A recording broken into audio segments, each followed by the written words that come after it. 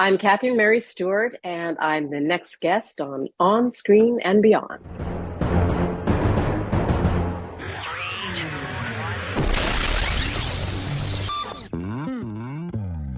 On Screen and Beyond, an inside look into the entertainment world featuring interviews with people from the movie, TV, and music industry, news on upcoming TV and DVD releases, and the rumor mill. And now, here's the host of On Screen and Beyond, Brian Zemrak.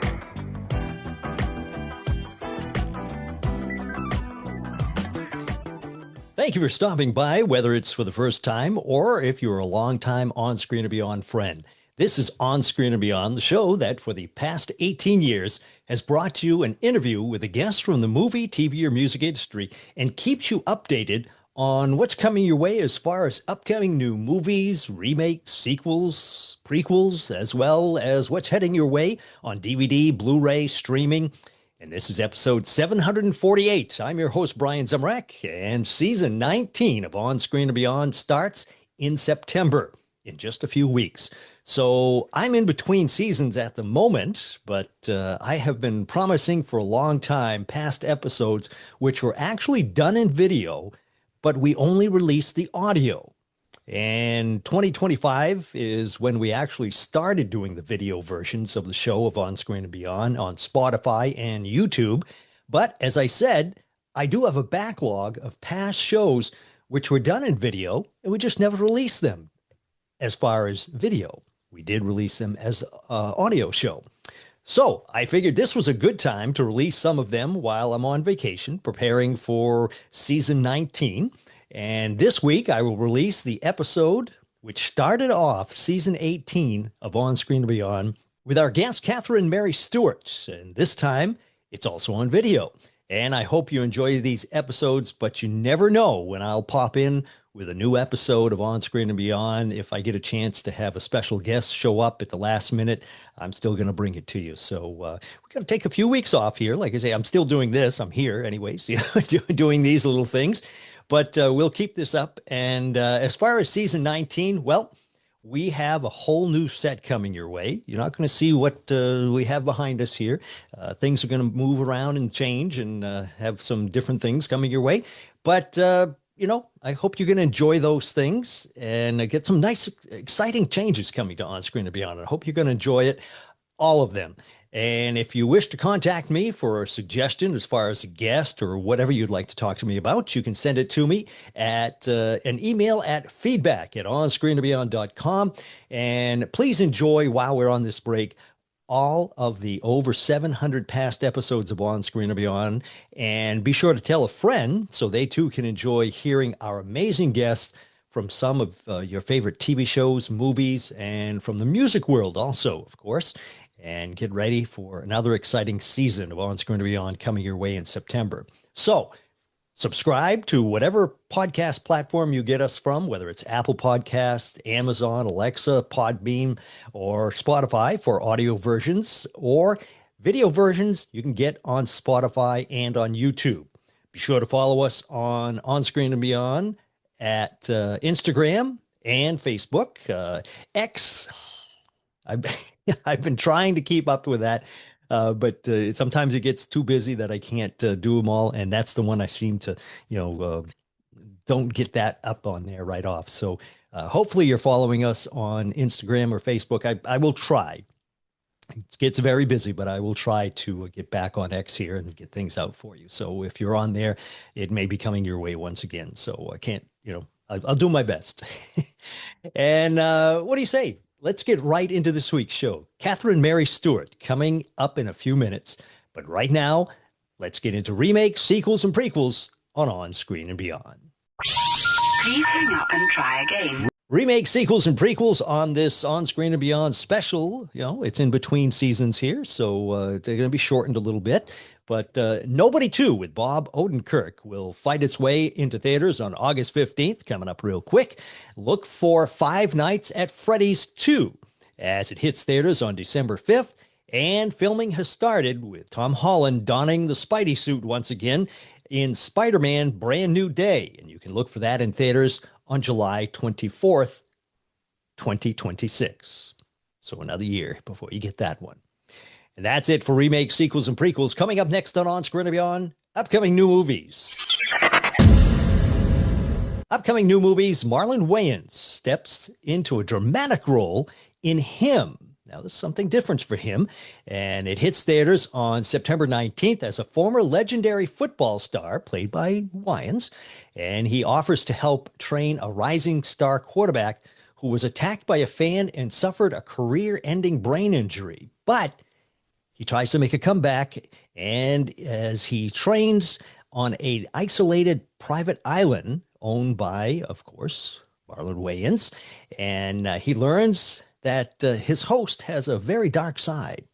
November 7th in theaters, Zachary Levi stars in Sarah's Oil. It's based on a true story of the early 1900s as an African-American girl learns that there is oil on her allocated land that she has been given, and greedy oil sharks try to take it from her.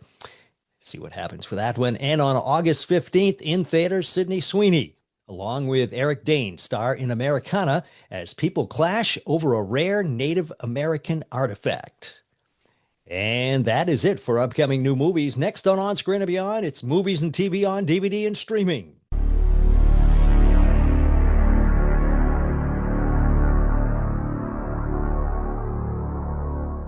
Movies and TV on DVD and streaming, Jurassic Park Rebirth stomps onto 4K and Blu-ray on September 9th.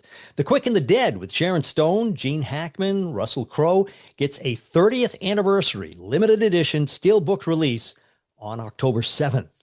Good movie. And August 15th is the date for Snoopy, returning to TV in a new Peanuts special on Apple TV Plus with Snoopy Presents a Summer Musical. And September 23rd, 28 years later, gets a 4K Ultra HD Steelbook, Blu-ray, and DVD release.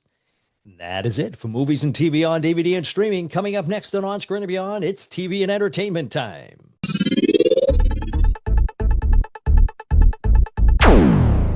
TV and entertainment time, Lady Gaga will make an appearance on Wednesday. Not the day Wednesday, but Wednesday. TV show on the upcoming season that's coming our way, and she'll be making an appearance on that as a guest star. Alicia Silverstone says the TV series based on Clueless is in the works over at Peacock, is in the baby stages. Now, that's a quote, baby stages, she says. They just want to do it right, so we'll see what happens with that one. And there will be no third season for Goosebumps over at Disney+. It has been canceled. And that's it for TV and entertainment time. Coming up next on Screen and Beyond, we have the video version of our interview with Catherine Mary Stewart right here on Screen and Beyond.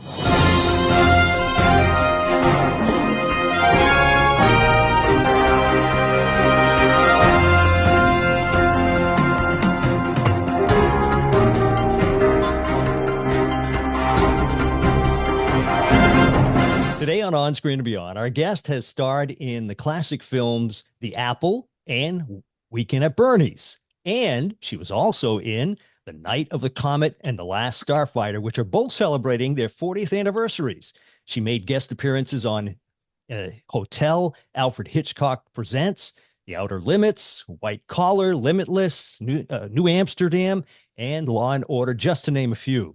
And she originated the role of Kayla Brady on the soap Days of Our Lives. It's Catherine Mary Stewart. Catherine, welcome to On Screen and Beyond. Thank you. It's a pleasure to be here.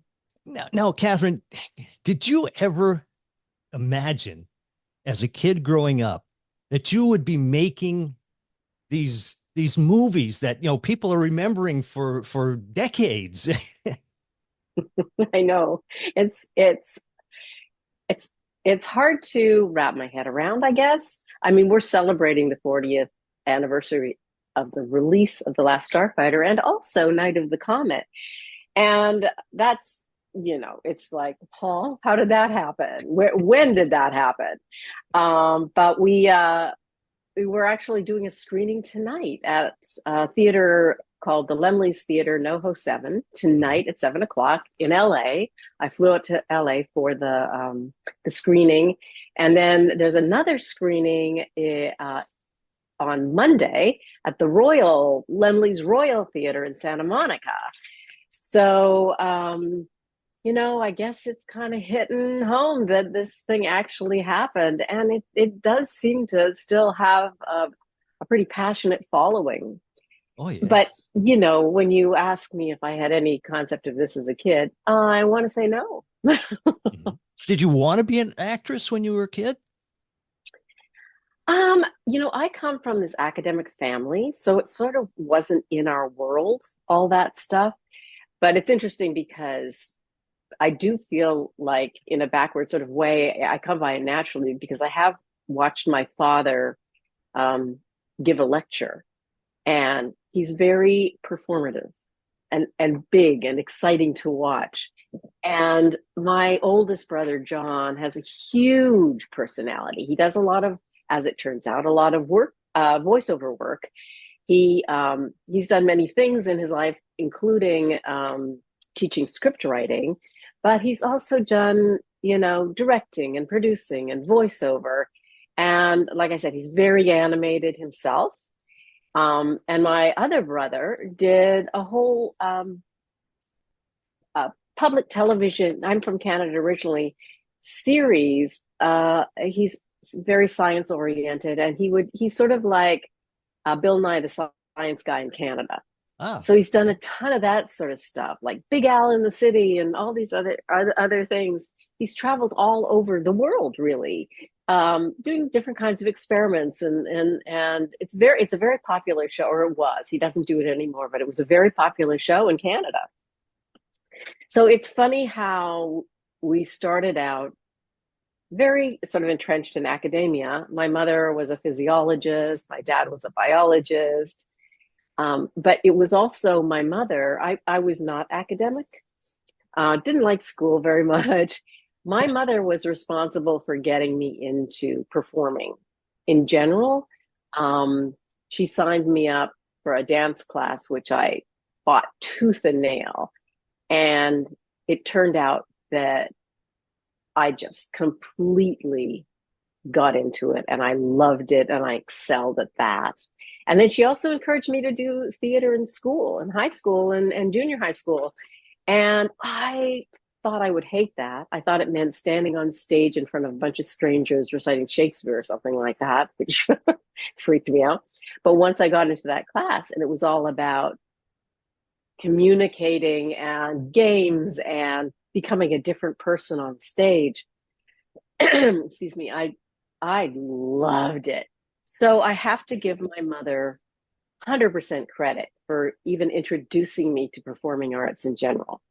hmm yeah. So the foundation seems to have been there with your father and your brothers and everything else, and that Yeah. sort of guided you in. Was there any particular movies or actors and actresses that you said, I want to do that? Um, I one of my very favorite movies of all time, when I was very much into dance and I went to see Jesus Christ Superstar, and I was just blown away by this movie. The music, the dance, everything. I just went into a fantasy world. And I'm not sure, I'm not sure that I sat there and thought, that's what I want to do. I just knew that I was completely just submerged in it and what it meant. And then uh I loved the movie Fame, which was about a performing arts school in New York and the kids, and it was a musical and the dance and all. And so looking back in retrospect, I'm like, oh, okay, that was kind of leading me to where I ended up. But when I graduated from high school, I was in a dance company in Canada. We traveled all over the world. We did, like, literally. And so when I graduated from high school, I thought I want to pursue the dance thing. I ended up going to a performing arts school in London, England, and it was called the London Studio Center. And that was, where I got the most serious training. But what was great about that place was it was primarily dance, but we had acting classes, we had singing classes. It was very intensive. So when the first movie came along that I auditioned for as a dancer, I was offered like the lead female role, and I felt like I had that sort of preparation, and it was in London, so it just, I mean, being at the right place at the right time and being lucky and all that other stuff. I mean, I didn't even know about the audition before it happened, and I just happened to run into a couple of classmates that were going to see what it was like, so I tagged along. I wasn't prepared. You were supposed to be prepared with lines and a song and all this other stuff. And I just kind of showed up and did the little dance thing. And hi, it's Lance Guest. I'm doing a podcast. You want to say hi? Hey, he says hi. He's waving. Tell Lance I'd love to have him on the show sometime too. I will. I'll tell him. Yeah, I'm staying at Lance's house right now. I live in New York normally, and because of these screenings, he invites me to stay with him. Oh, that's nice. And he has this whole little apartment under his main house that he shares with his wife and son. So it's like ideal, I want to say. Kelly Maroney, who's in Night of the Comet, just lives up the street. Wow. So it's a lovely little like a reunion. It's like a reunion. So yeah, that's how I sort of lucked into the whole acting part of my performing arts. Yeah. Now, Night of the Comet and The Last Starfighter. Love both of those movies. They're really fun to watch. But which actually came first? I know scheduling and filming and all that can be different. So did they actually come out in the time periods that they were filmed, or were they like a year or two later than what they were filmed? Yeah, both of those movies I shot in 1983, and they were released in 1984. So I did The Last Starfighter first. I think it was, in the summer we shot that, and then Night of the Comet came along in like the fall. We shot that December, I think. So, but they were both in 1983. So it was a year before they were released. And I do think that Last Starfighter was released first, and then Night of the Comet.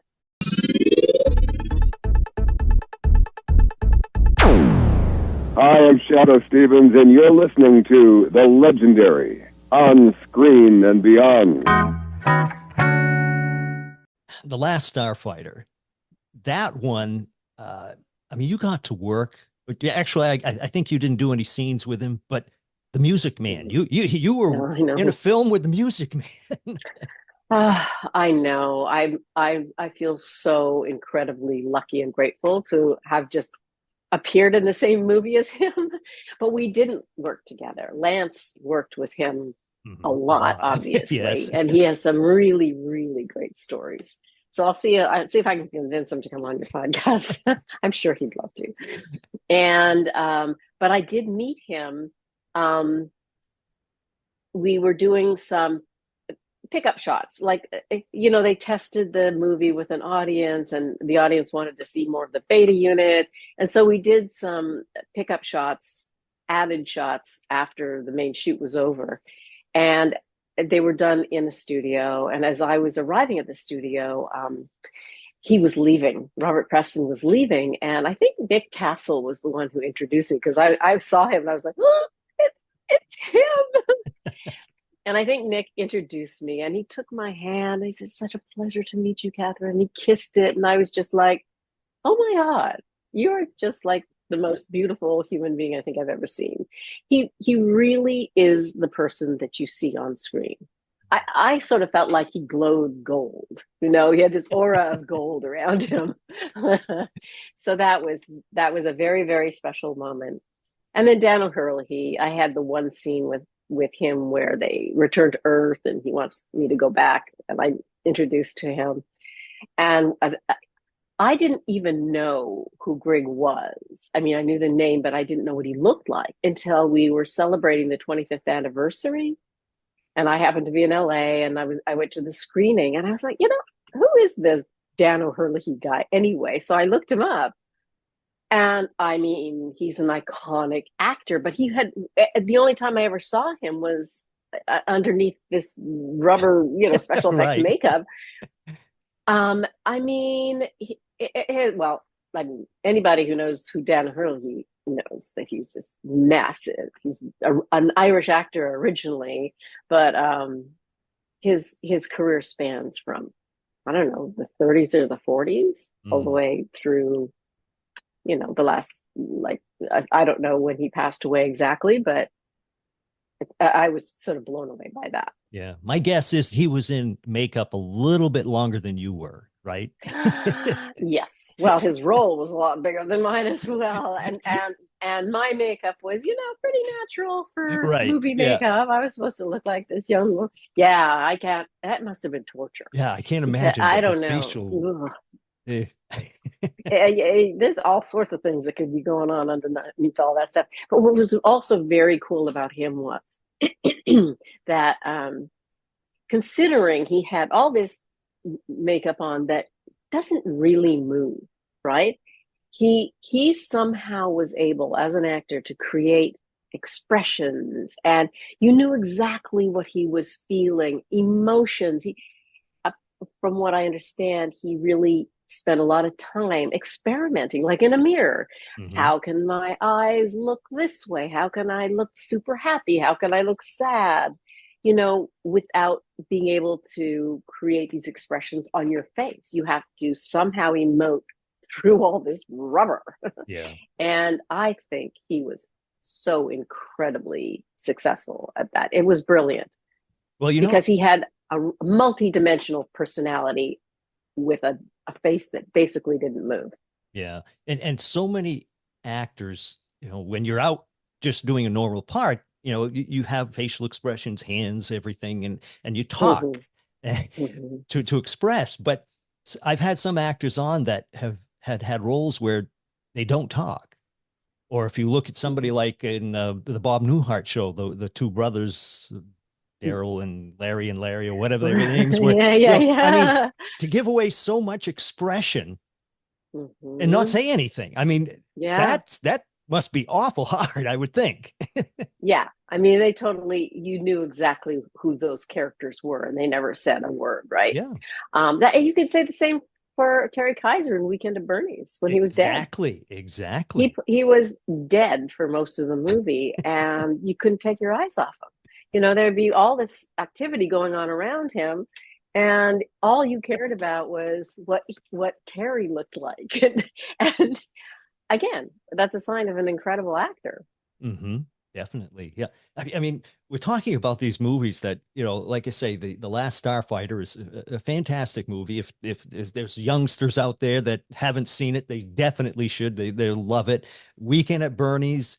Um, I mean, that's a classic. It's just amazing that the Yeah. movies that you've been in. Oh, thank you. That's like, I mean, I feel so grateful, and it's interesting because you sort of, I mean, Weekend at Bernie's for me was kind of a departure in a way, in that it was a much bigger movie. It had sort of established Jonathan Silverman and Andrew McCarthy were very much established at that point as young actors, less than I was. I mean, I was less than they were. Ted Kotcheff, an iconic director, and the budget was pretty good. And it was also a comedy, which I'd never done before. So for me, that was a little more of a departure. The Last Starfighter, I played a lot of Girls Next Door kind of a thing, and it was a smaller, very, very sweet movie. Simple, they weren't trying to be some giant blockbuster thing. Hmm. Night of the Comet was very different, but I love that character because it was more sort of like me, kind of the dependent young woman who could look after herself, kind of a thing. But the budget was very small, so we were all in that together. We shot Christmas Day and Christmas Eve and that kind of a thing because and we didn't get paid extra or anything like that because we wanted to shoot downtown LA when it was empty. And in those days, back in 1983, nobody lived downtown. It was, banks and hotels, and it was what it was. It was completely uh, empty. And so my point is we had to shoot around all these days that normally people would refuse to work, but we knew what we had to do. And what's also so fascinating about that is, in retrospect, you could never shoot downtown LA in that way again, unless you had expensive CGI just wiping everybody out.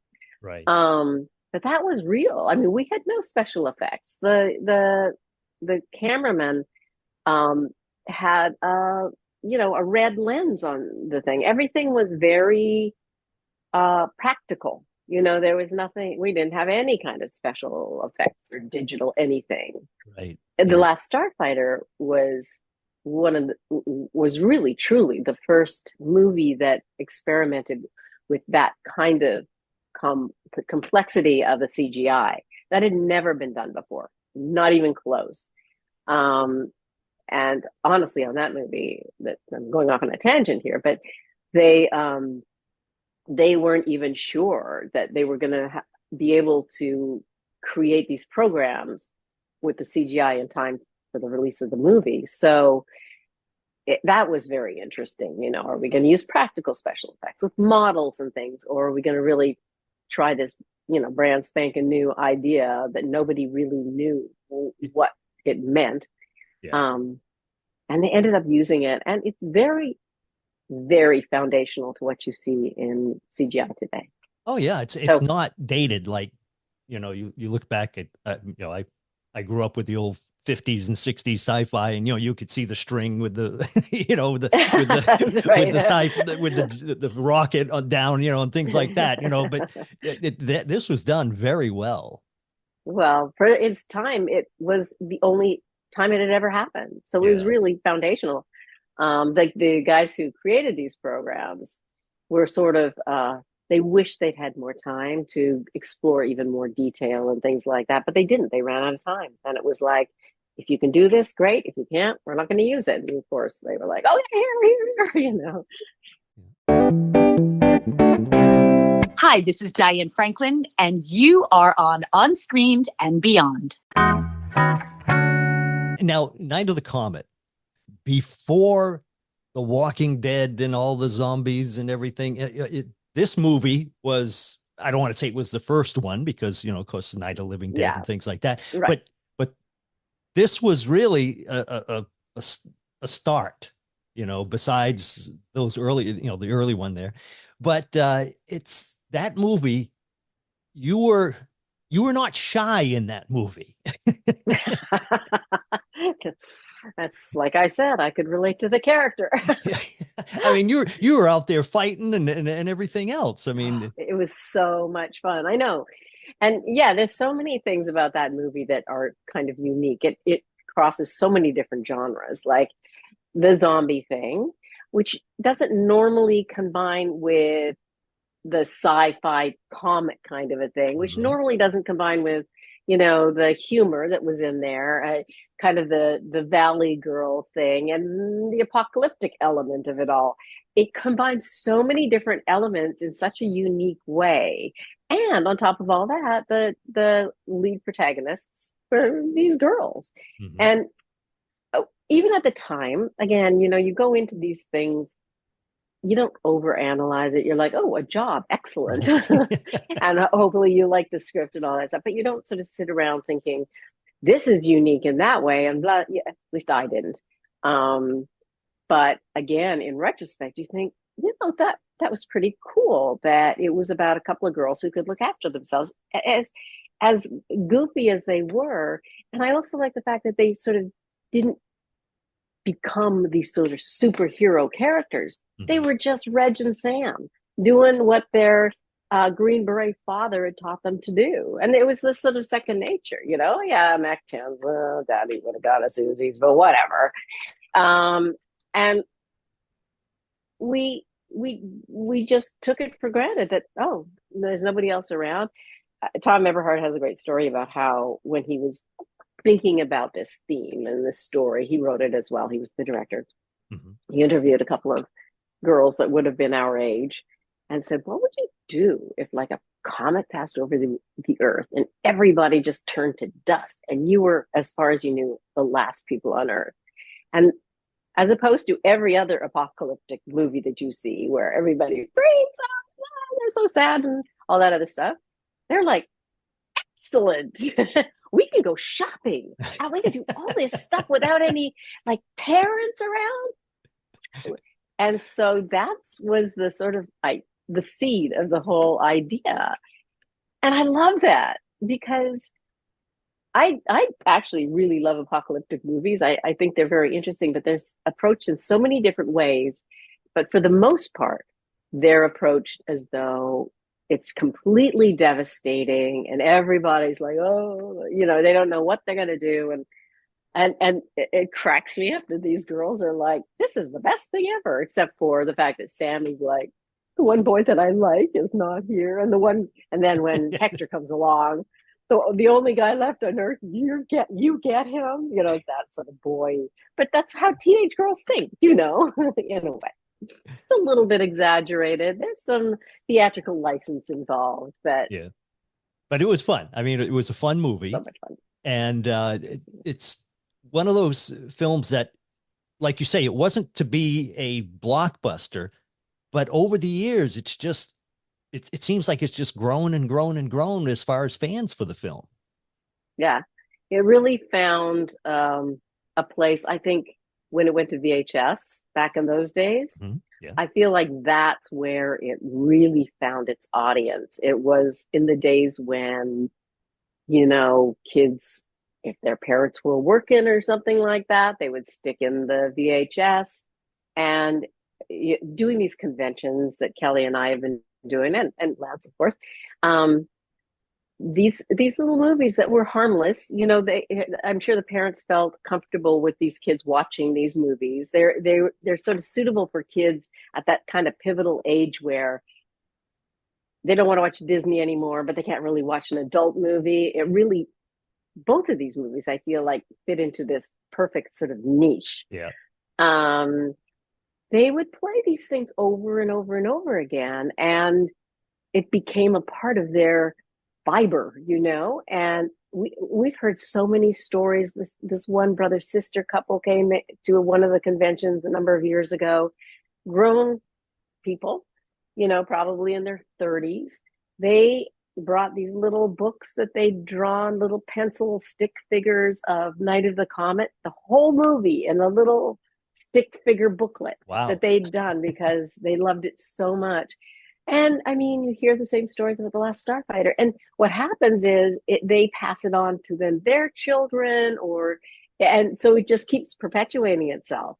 Yeah. And there's a real diehard fan group that feel very, very passionate about these movies. Of course, that I can say that for almost any movie, I suppose. But what I like also about Night of the Comet and The Last Starfighter specifically is that the root of the story, or the foundation of the story, are about just normal kids, just normal everyday kids that are thrown into these extraordinary situations, and they kind of paint this idea of possibility. I mean, I was at a convention last weekend and somebody said, you can't believe, talking about The Last Starfighter, I played these games so many times hoping that somebody would appear and say, great, you beat the game, you get to be a hero in outer space. But the deeper kind of message is, anything's possible. Mm-hmm. Yeah. Yeah. And it's true. Everybody was playing those games back then. Yeah. So, Catherine, I know we're running out of time here, but I want to finish up with a final question. But before I get to that final question, I got another little one. Take your time. I mean, I was late coming into this, so take your time. In all the movies that you've done, not just the ones we've been talking about, but is there a movie that's your favorite that you've done that you said, I nailed that oh my God part and enjoyed it? Or were there any actors or actresses that you were just blown over that you were working with them? Oh my gosh. I feel like I've been so lucky to work with such incredible actors. Um, Truly, like one of the very first mini series that I did was Hollywood Wives. And Yes. yeah, it was, you know, kind of a campy thing, very, very 80s. But I mean, the cast was insane. It was like Candice Bergen, Joanna Cassidy, Angie Dickinson, who kind of took me under her wing. And I'm just like, oh, it's Policewoman. Because Yes. I was this young, new person um, uh, that, you know, felt a little awkward. Everybody else seemed to know each other very well. Anthony Hopkins was in it, for God's sake. Stephanie Powers, Suzanne Summers, Robert Stack, all these iconic actors from the day. Most of them have That one passed away. movie. I worked with Rod Steiger twice. I did this miniseries called Passion in Paradise, which I loved. It was sort of a based on a historical event that happened during World War II, involved the British royalty and everything. I worked with Rod Steiger, played my father, and Armand Asante was my lover. Wow. You know, it just I felt so incredibly lucky to be around some of these people. And back in the 80s, they did lots of miniseries, Mhm. and a lot of these kind of actors would sign on to them. And I just, you know, being able to work opposite them was just mind blowing. So I don't know. I feel very, very fortunate.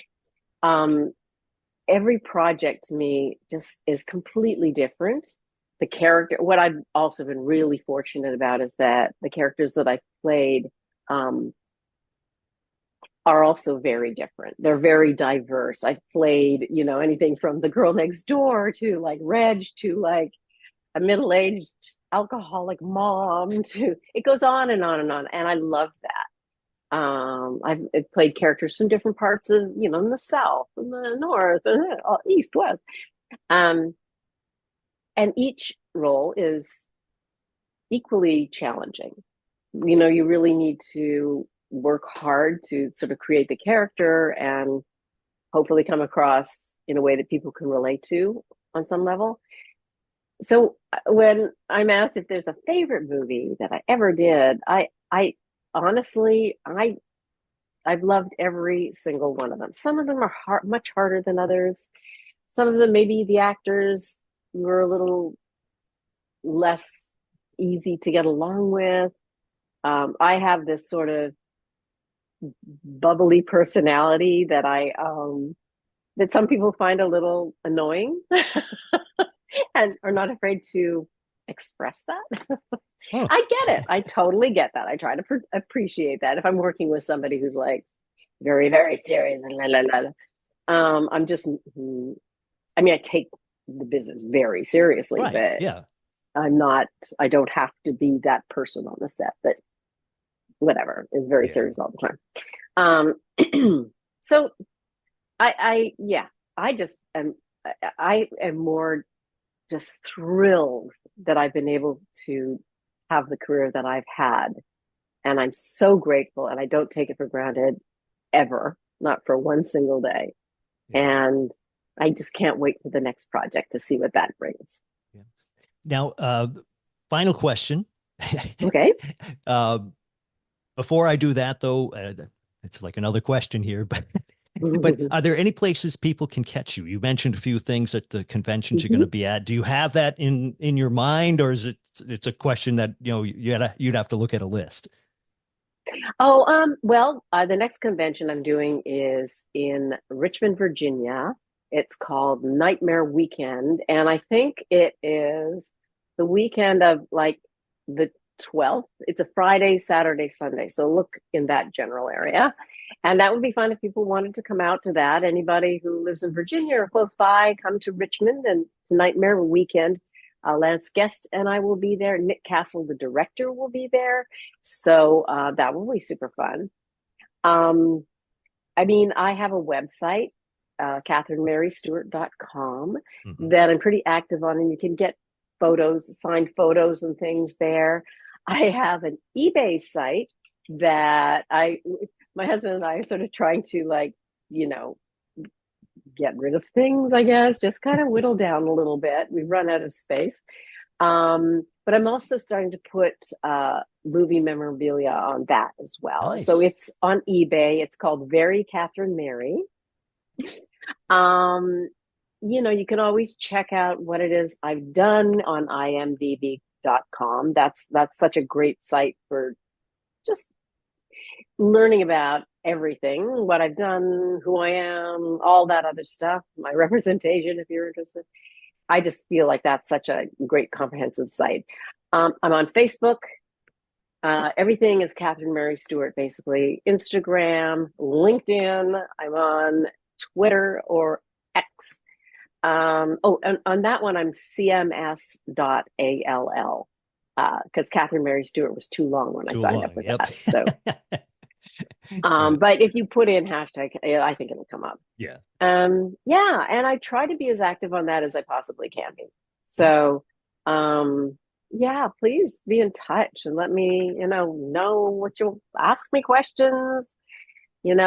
Check out my website, join my website. I send out a little letter to everybody all the time. And if you are a member of the website, and you're at a convention, I will give you a free photo.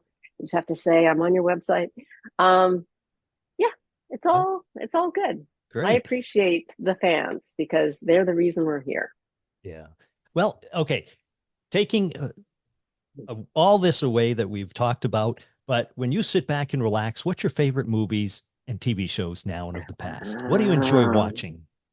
oh my God. And we have I've four been going minutes. back. Oh yeah, 4 minutes. I've been watching only is it Only Sunny in Philadelphia or is it Sunny in Yep. Philadelphia? Yeah, I know what I you mean. mean, I know that's a throwback, but oh my God, I've been getting a real kick out of that. Um, we just started watching a thing called The Bad Sisters. It's a British series and it's fantastic. I would highly recommend that.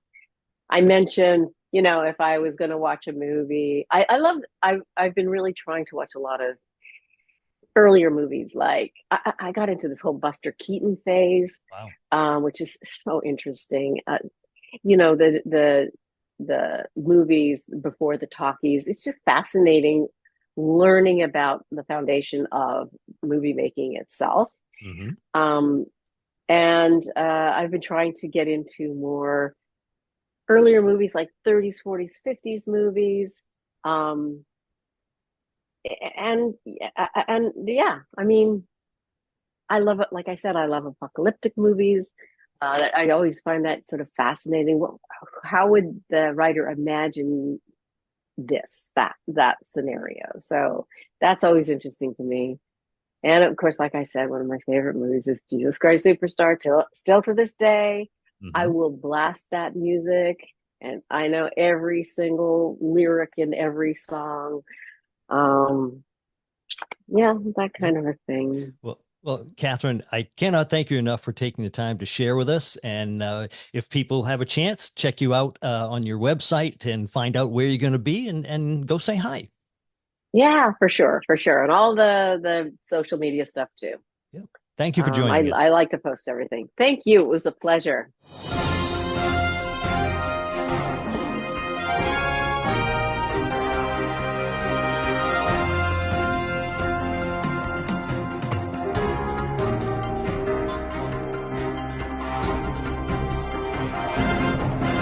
And a big thank you going out to Catherine Mary Stewart for sharing her journey with us. And I will have another never released video version coming your way shortly. So get ready for that.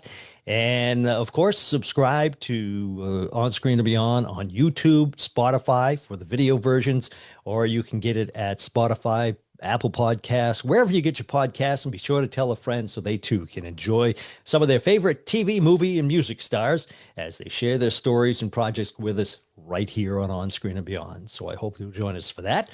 And that's it. That's a wrap for this episode of On Screen and Beyond. So until next time, when we once again take you on screen and beyond, I'm Brian Zemrak. Take care.